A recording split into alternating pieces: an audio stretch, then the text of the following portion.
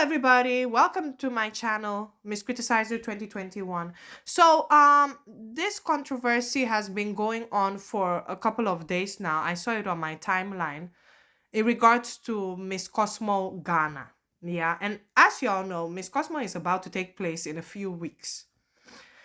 The issue is that the newly appointed Miss Cosmo is of Gabonese descent, you know, and it's not even that she's born in Ghana.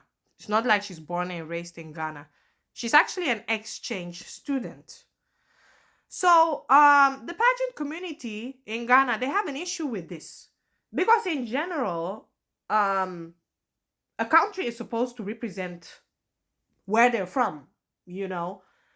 And with her, she has no Ghanaian ties. Not even like people would have accepted it if she was half Ghanaian or if she's a Ghanaian living in the diaspora, something of that sort. But no, she's an exchange student. And the thing is, me personally, I'm just going to speak from a personal point of view. Yeah. And in no way is it that this is bullying. You know, we don't want it to get to that level like last year with the whole Chidema thing. It's not bullying.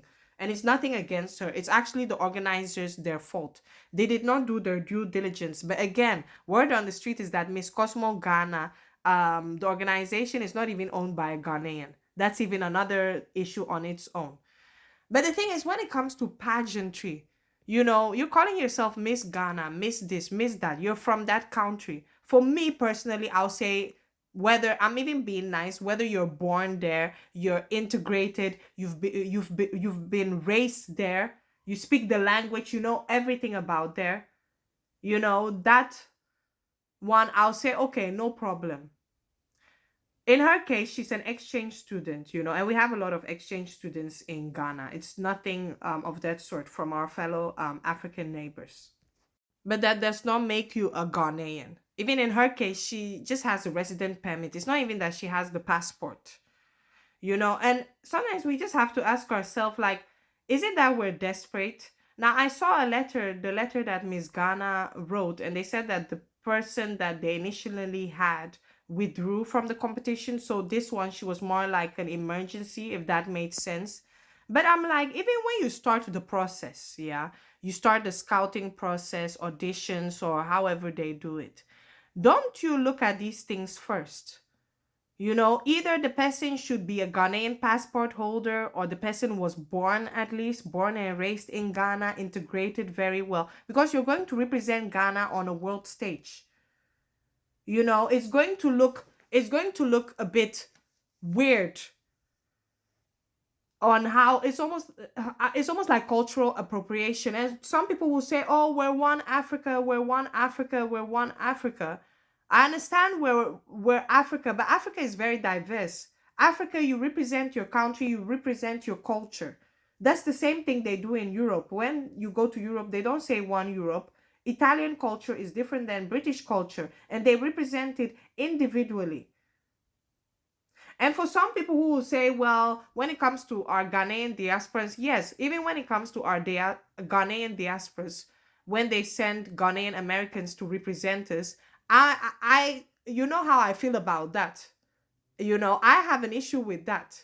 But the thing is, because they can trace at least their heritage, their maybe first generation American and their parents are Ghanaian. There are some that don't even speak the language, you know, and they're so Americanized. I also have an issue with that. But the argument with that is that they have Ghanaian roots. You know, their parents are Ghanaian or one of their parents are Ghanaian. And my issue is, you know, when it comes to pageantry in Ghana, when we represent on an international stage, I know we are not a sash country. And usually when it comes to placements, I'll say that our placements are not that good internationally. So like I said, they can send any type of person. They always send Ghanaian Americans or anybody to represent us. But then yet our placement is low. So the question is that why is it that most of these pageants in Ghana, especially the international ones, I'm not even talking about like the Ghana Most Beautiful one or Miss Malika, but the international ones, why is it that they always like to send diasporans? They like to send the aspirants. And then now in this case, you have a girl who is from Gabon. Hmm? You have a girl who is from Gabon. How is she going to culturally relate? How is she going to sell Ghana on a world stage? And for some of you who will say, well, you have black people who are representing Miss Ireland, Miss Britain, and all that, I kind of also have an issue with that. But they do what they want to do for that. So for me, I keep that same opinion.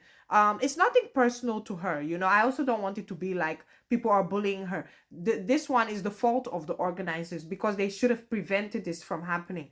Now what is going to happen? Miss Cosmo is going to take place in a few weeks. It's a bit messy. Like, are they going to drop her due to the backlash? Who is the new person that they're going to? So now this is very disorganized. But like I said, the organization could have prevented this from happening. They could have prevented this from happening, And the issue is that she's representing Ghana, Miss Cosmo Ghana. Who knows, down the line in the future, when it comes to Miss Universe, maybe she's going to represent Miss Universe Gabon. So it's also about nationality, loyalty.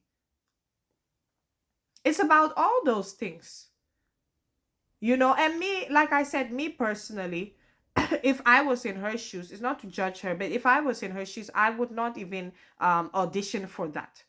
At least Gabon, on an international stage, they have other pageants where you can actually represent their country. It's like, are you, I don't know how to say it, not more, are you ashamed of your country, but like,